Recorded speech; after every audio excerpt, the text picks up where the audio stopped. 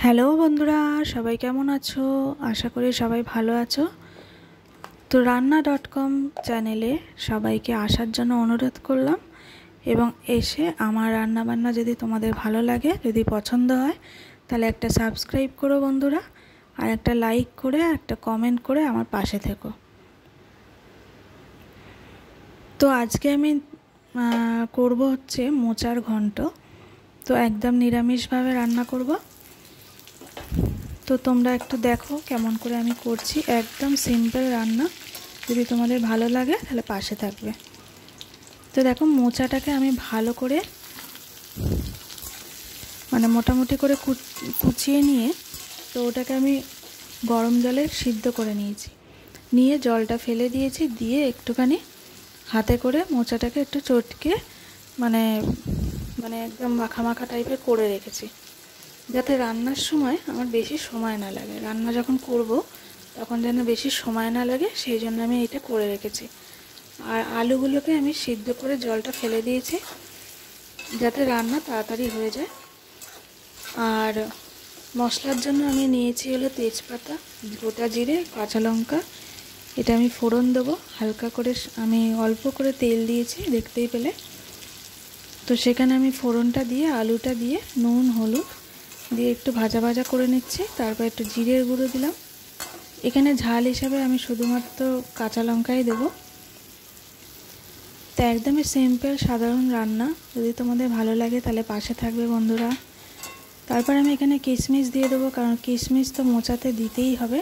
নিরামিষ রান্নায় মোচাতে কিন্তু কিশমিশটা মাস্ট, কারণ কিশমিশে কিন্তু মোচার মধ্যে যে একটা কষ ভাব থাকে না, ওটা কিশমিশ ছাড়া ওটা স্বাদ লাগবে না খেতে, আমার মনে হয়। তো সেই জন্য আমি ঘি কিন্তু দিইনি, কারণ ঘিটা আমি পরে একটু ছড়িয়ে দেবো। ঘি বেশি দিয়ে রান্না করার দরকার নেই বন্ধুরা।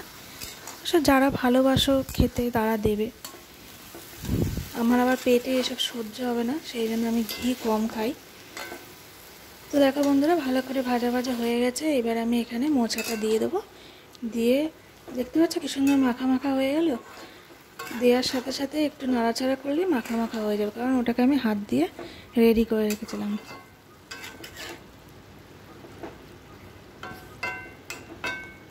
তো দেখো, এখানে আমি নিজের মতো করে নুন মিষ্টি হলুদ সব দিয়ে দেবো।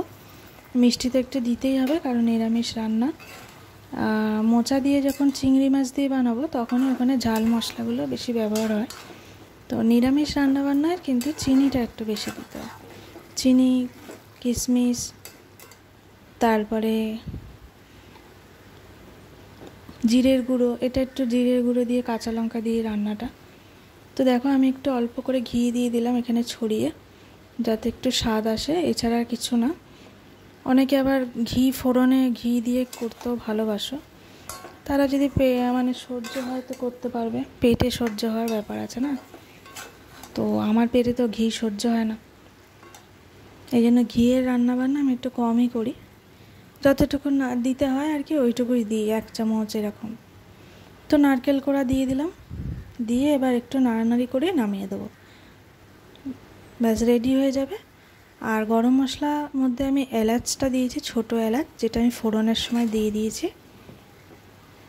ফোড়নের সময় যদি এলাচ ফোড়ন দাও তাহলে কিন্তু পুরো সেন্টটাই পুরো সমস্ত তরকারির মধ্যে এসে যাবে। আর যদি বেটে দিতে পারো তো আরোই ভালো হয়। তো বাটাবাটির এত সময় থাকে না বন্ধুরা রান্না করার সময়। শুধু তো আর একটা রান্না নয়, অনেক অনেক রকমের রান্না থাকে। তো সেই জন্য বাটাবাটির ঝামেলাটা আমি বেশি রাখি না। তো আমার মতন নিশ্চয়ই অনেকেই আছো এরকম, বাটার ঝামেলা ছাড়াই রান্না বান্না করো। তো দেখো বন্ধুরা, তোমাদের কি ভালো লাগছে আমার রান্না? তো দেখো, একদম মাখা মাখা হয়ে গেছে। এবার আমি নামিয়ে দেবো। রান্না কমপ্লিট। একদম গরম গরম মোচার ঘন্ট আর গরম ভাত একেবারে জমে ক্ষীর হয়ে যাবে। তো আমি নামিয়ে দিচ্ছি দেখো। তো এটা আমি তোমাদের জন্যই দিলাম বন্ধুরা। তোমরা খেয়ে জানাবে যে আমার রান্না তোমাদের কেমন লাগলো। জানাবেটা কীভাবে? একটা কমেন্ট করে জানাবে। ভালো লাগলে একটা লাইক অবশ্যই করো বন্ধুরা। তো দেখো, আমার একদম সিম্পল সাধারণ রান্নাবান্না আমি দেখানোর চেষ্টা করি যে একদম কম তেল মশলায় যাতে রান্নাটা হয়ে যায়। তেল মশলা তো কম খাওয়াই ভালো, তাই না বন্ধুরা? আর যা গরম পড়েছে হালকা পাতলা খাওয়াই ভালো, কিন্তু রোজ রোজ রান্না কি করবে, কিছু না কিছু তো রান্না করতে হবে। সেই জন্য আজকে এটা কালকে ওটা এইভাবেই চালাতে হবে। রোজ আবার মাছ মাংসও কিন্তু ভালো লাগে না, তাই না বন্ধুরা? আমার সাথে কে কে একমত আছো তারা একটু কমেন্ট করে জানাবে। আমার তো মাঝে মাঝে নিরামিষ খেতে খুব ভালো লাগে। এরকম জিনিস থাকবে বা ধরো ধোকার ডালনাও থাকবে, যে কোনো মানে নিরামিষ রান্নাবান্নাতে পনির টনির হলেও ভাতটা খাওয়া হয়ে যাবে।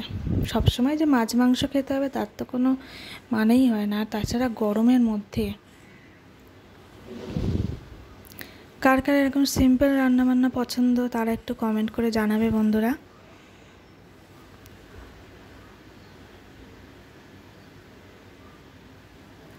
তো আমার রান্নাবান্না যদি তোমাদের পছন্দ হয় তাহলে একটা লাইক, একটা কমেন্ট, একটা সাবস্ক্রাইব করে পাশে থেকো বন্ধুরা।